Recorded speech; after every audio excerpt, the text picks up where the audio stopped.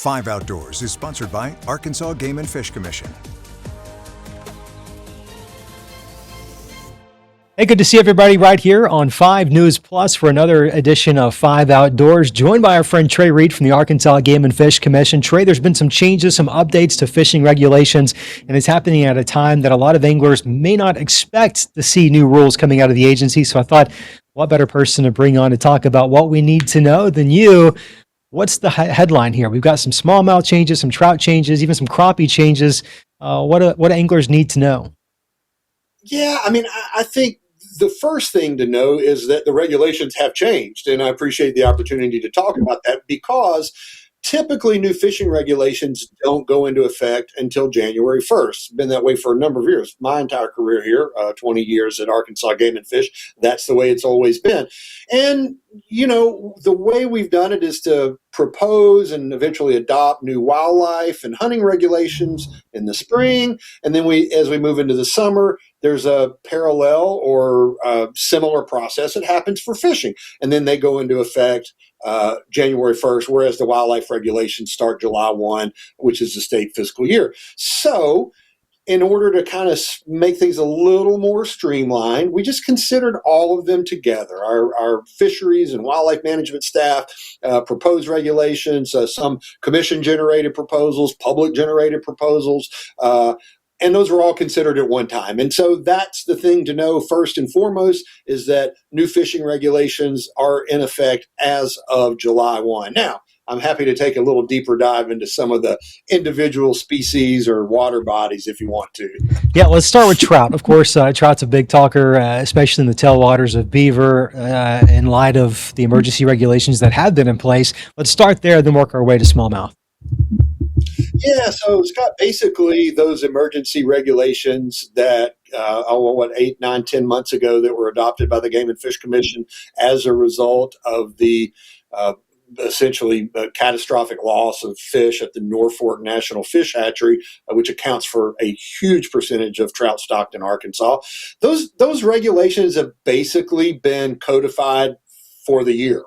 We basically just they're not an emergency regulation anymore, but the regulation is essentially the same. Maybe it was a couple of slight tweaks, but most places you're fishing 2 rainbow trout under 14 inches. Now, you get down below Norfolk on the Bull Shoals tailwater or White River, there are some additional length restrictions for certain species. So again, check agfc.com for all the regulations. But the main thing to know is we are still under a very conservative, lower daily limit regulation with trout fishing in Arkansas, and will be for the year, at least until we start to see some of the making up some of that difference either through our Spring River State Hatchery or the Norfolk Hatchery bolstering their production. It occurs to me as we're having this conversation, maybe there's somebody watching that might need the Reader's Digest version of why we find ourselves here needing emergency regulations.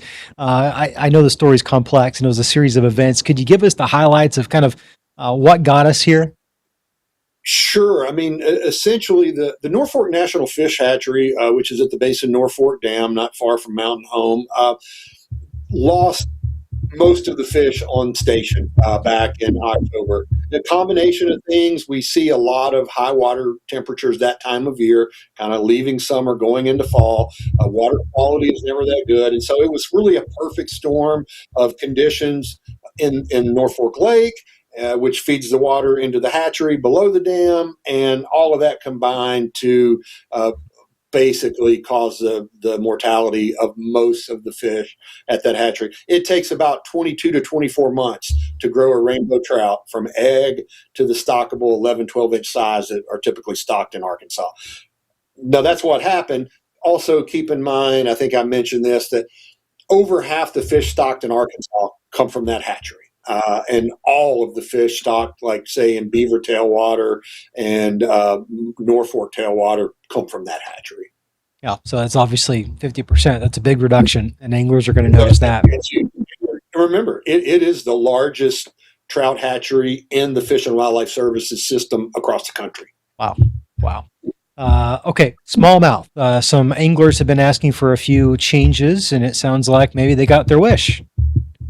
Absolutely. This is something that a lot of smallmouth anglers have lobbied the Game and Fish Commission for a number of years, and that's offering some more protections. And we've known for many years that our past studies show that smallmouth really take a long time to grow to those, 3 pound, 3.5 pound. I know that doesn't sound like a big fish, but that's a huge smallmouth in our flowing waters in the state. 18, 19, 20-inch fish. It takes a decade longer for them to reach that size. And so anglers have asked for more protections on those fish. And we also know from past research that most smallmouth anglers these days are practicing catch and release. But in case somebody's not, we wanted to project fish up into an older age class. So now in 10 flowing waters that have been designated blue ribbon streams, there is a 15-inch minimum length limit and a 1 fish daily limit. So again, most folks are putting those fish back anyway, but this is going to offer another layer of protection for a really incredible species. It's emblematic of the Ozarks and Ouachitas. It's just such a cool fish. Scrappy, hard fighters, and living in rough conditions a lot of times. These flashy and dry up quickly. A lot of these streams. I'm not going to go through the whole list, Scott. You can find that at agfc.com or in the fishing guidebook, which will be out any day now. If you haven't gotten it yet, check back with retailers or a Game and Fish office. But they're your typical usual suspects: Crooked Creek, Kings River, Buffalo River, Spring River, and a number of others. I pulled up that website here. The crappie regulations also changed in a couple of spots. Locally here, that applies, it looks like, to the Ozark Pool of the Arkansas River. Now the new regulation is crappie shorter than 10 inches have to be turned back immediately. It sounds like that's another change that was an ask of anglers. Yeah, and ask of anglers in conjunction with, we don't talk about it a lot, but our folks are out there monitoring populations constantly, multiple times a year. They're repeatable processes, methodology that they use. And so you can compare trends over time. And I think they were seeing, maybe some of those older year class fish weren't making it up into those 11, 12, 13-inch crappie. And so it's just another, again, a layer of protection that allows those fish they've got to get to 10 inches before you can take them to the fish fry. Trey, you're always the man with all of the answers. I knew you're the perfect person to walk us through all these changes. I'm always nervous I'm going to break the law because I'm missing a change or missing a new regulation. But today, I feel good. I feel really good that I'm not going to be in the back of a warden's pickup truck anytime soon. Well, speaking of that, Scott, I should also add, Okay. This is all new, right? Having fishing regulations go into effect July 1 is new. Our game wardens know that. Our fisheries management folks know that. Our game wardens are going to use a lot of discretion, especially in this first few weeks after those regulations went into effect. Look, the Game and Fish Commission and our game wardens are not looking to trip people up because they were ignorant of a law. Now, ignorance of the regulations is no excuse, but maybe a little bit more so in this case when they just changed. I'll give you a great example. Walleye on Greer's Ferry now have to be 16-inch minimum to keep. It's been 14-inch for a number of years. Look, if you hadn't gotten a copy of the fishing guidebook in hand, you may not know that. You may just be a regular walleye angler, and you for years used to keeping 14, 15-inch fish, and you can't do that anymore. Our guys are going to use a lot of discretion, give you some grace, especially in the first few weeks of these regs. Education's certainly important there, but also at the same time, not necessarily an excuse to, push the limits just because there might be a little bit of grace. Don't take advantage of that. No, please don't. Please don't. And look, most anglers are trying to do the right thing. And again, that's why you brought up the word education. And every chance I get, I try to tell folks, our game wardens write tickets. None of that money comes back to Game and Fish. It all goes back to the counties where the fine was assessed and by law must be used for educational purposes. That said, look, they want to educate the public too. They want to take every opportunity. I mean, they're not just reaching for the ticket book. They want, hey, this is the reg. I want you to know it moving forward, and here's why we have that regulation in place. And I think once people know why the regulation is in place, it's a lot easier to understand and appreciate, especially given the trout situation with the hatchery there being offline. And hopefully we get that thing back online sooner rather than later.